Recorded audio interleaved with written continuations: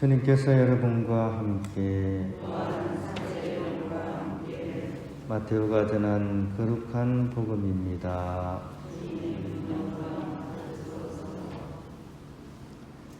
그때 예수님께서 제자들에게 말씀하셨다. 사람의 아들이 영광에 쌓여 모든 천사와 함께 오면 자기의 영광스러운 옥좌에 앉을 것이다.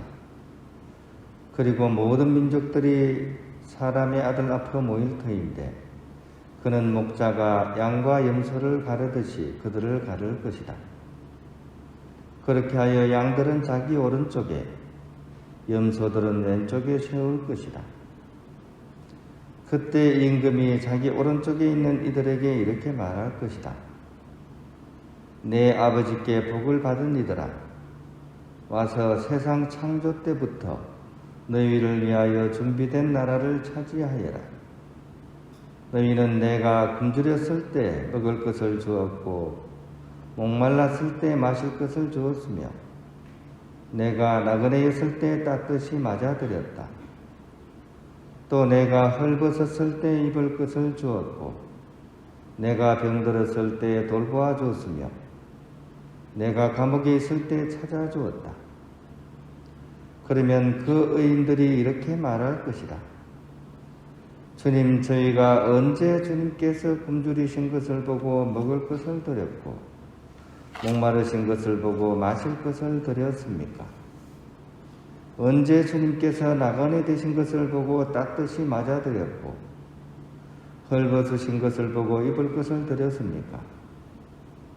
언제 주님께서 병드시거나 감옥에 계신 것을 보고 찾아가 뵈었습니까? 그러면 임금이 대답할 것이다. 내가 진실로 너희에게 말한다. 너희가 내 형제들인 이 가장 작은 이들 가운데 한 사람에게 해준 것이 바로 나에게 해준 것이다. 그때 임금은 왼쪽에 있는 자들에게도 이렇게 말할 것이다. 저주받은 자들아, 나에게서 떠나 악마와 그 부하들을 위하여 준비된 영원한 불 속으로 들어가라.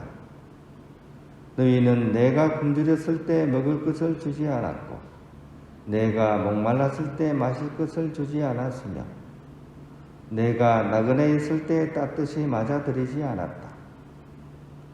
또 내가 헐벗었을 때 입을 것을 주지 않았고 내가 병들었을 때와 감옥에 있을 때 돌보아 주지 않았다. 그러면 그들도 이렇게 말할 것이다. 주님, 저희가 언제 주님께서 굶주리시거나 목마르시거나 나그네 되신 것을 보고 또 헐벗으시거나 병드시거나 감옥에 계신 것을 보고 시중들지 않았다는 말씀입니까? 그때 임금이 대답할 것이다. 내가 진실로 너희에게 말한다. 너희가 이 가장 작은 이들 가운데 한 사람에게 해주지 않은 것이 바로 나에게 해주지 않은 것이다. 이렇게 하여 그들은 영원한 벌을 받는 곳으로 가고 의인들은 영원한 생명을 누리는 곳으로 갈 것이다. 주님의 말씀입니다. 오늘 복음 말씀이 참 이해하기가 쉽죠, 그죠? 그렇습니까? 어려운 이야기입니까? 굉장히 이해하기가 쉬운데 또 한편으로 이해하기가 그렇게 쉽지는 않은 그런 양면성을 가진 그런 복음이라는 생각이 듭니다. 그래서 오늘 복음은 저는 오히려 거꾸로 반대로 읽는 게 오히려 이 복음을 이해하는 데 좋지 않겠냐. 무슨 얘기냐 하면 이 심판자께서 그죠? 이렇게 오른쪽과 왼쪽에 이렇게 그걸 가린다 이렇게 나와 있는데 사실은 그게 아니죠. 우리가 좌측과 우측으로 갈라져서 들어가는 거잖아요. 그 이제 막 복음서에서 막 갈라놓은 것 같은데 사실은 본인이 원해서 그쪽으로 간 거죠. 본인이 원해서 간 겁니다. 누가 그쪽으로 가라고 몰아세운 게 아닙니다. 그래서 우리가 오늘 복음은 조금 반대적인 그런 방향에서 한번 접근을 하면 그 잘 이해를 할 수 있지 않을까. 수도원에 사는 수사들이 서로를 너무나 미워했습니다. 고민을 하던 그런 수도 원장님이 어떻게 하면 우리 수도원을 좀 좋게 만들까 싶어가지고 이름난 그런 현자를 찾아갔습니다. 그 현자가 원장에게 말하기를, 아 그래, 내가 기도를 한번 해보니까 당신네 수도원에 예수님께서 수사의 모습으로 계신다는 말씀이 나에게 전달이 되었어. 이 얘기를 듣고 원장이 깜짝 놀랍니다. 그래서 이제 수도원에 돌아온 뒤에 종을 치고 수사님들을 쫙 모아놓고 이 사실을 알린 겁니다. 이 얘기를 듣고 이제 수사님들은 그날부터 예수님 찾기에 몰입하기 시작합니다. 누구를 만나던 거죠? 조심스럽게 대하고 또 섬기기 시작했습니다. 왜냐하면 누가 예수님인지 몰랐기 때문에.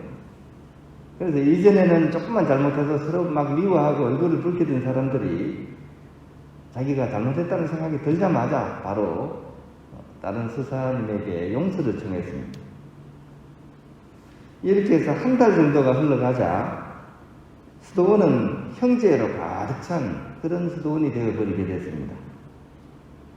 그럼에도 불구하고 그 수사님들은 도대체 누가 예수님인지를 알 수가 없었습니다. 상황이 이렇게 되자 원장이 본인이 찾아갔던 그 현인을 다시 찾아갑니다. 그래서 여차여차해서 우리가 이런 상황인데 도대체 누가 예수님인지는 아무리 이렇게 찾아봐도 모르겠더라, 이렇게 대답을 했습니다. 그러자 이제 현인이 이렇게 얘기합니다. 사실은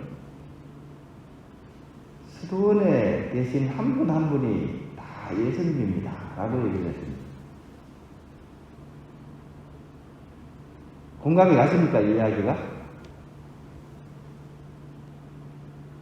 예수님을 만나는 것은 사실 어렵지 않습니다. 주위에 살아가는 많은 사람들을 예수님으로 여기면서 그렇게 섬기면서 살아가게 되면 그분을 만나게 되는 거죠. 우리 가까운 분들은 동료들, 그죠? 가족들, 회사 직원들, 또 동네 이렇게 같은 반원들, 그죠? 우리가 그들을 예수님으로 여기고 섬기면 그분을 만나게 되는 거죠.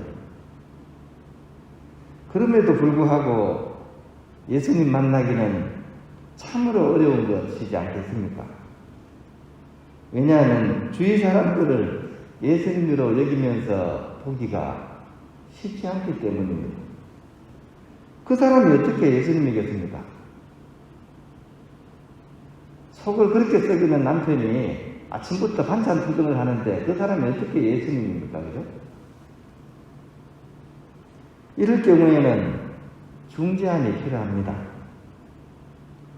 우리 본당의 주부 성인인 아시시 성프란치스코는 관계의 달인이라고 불립니다. 인간관계의 달인이라고 불립니다. 다르게 얘기하면 예수님을 만나는 그 비결에 있어서 아주 탁월한 분이라는 얘기입니다. 이분이 이런 글을 썼습니다. 한 원장이 자기 밑에 수화형제한테 막 얻어맞고 그죠? 막 그래가지고 나는 원장 못하겠다. 차라리 기도하는 공동체로 보내줘. 이렇게 편지를 썼습니다. 이 편지를 받고 프란치스코 성인이 답장을 씁니다. 형제가 이 산속에 들어가서 기도하는 공동체 은둔소로 가는 것보다는 차라리 이 자기를 괴롭히는 그 사람과 그래도 함께 있는 것이 낫다. 대신 이전과 좀 다른 것이 있다면 뭐냐 하면 당신을 괴롭히는 그 수화 형태가 더 나은 사람이기를 바라지 말고 그냥 있는 그대로의 그를 사랑하십시오 라고 얘기를 합니다. 그러니까 더 나은 사람, 즉 예수님이기를 바라지 말고 그냥 있는 그대로의 그 결점 있는 그 형제를 그냥 사랑하도록 하십시오 라고 얘기를 한 겁니다. 이렇게 하게 되면 어떻게 될까요? 이렇게 하게 되면 나중에 알게 되죠. 왜냐하면 있는 그들의 그가 바로 예수님이라는 사실을 알게 될 날이 다가오기 때문입니다. 우리는 오늘 복음 말씀을 읽고 바로 한 번에 펄쩍 뛰어가지고 그 상태로 갔으면 좋겠는데 우리는 좀 단계가 필요한 것 같아요. 그래서 바로 예수님으로 보기가 힘들 때는 그냥 있는 그들의 결정이 있으면 있는 그들의 그를 사랑하려고 노력하면서 결국은 그 사람을 통해서 예수님을 이렇게 알아뵐 수 있는 그런 지혜의 눈이 열리기를 바라면서 오늘 하루를 살아갔으면 좋겠습니다.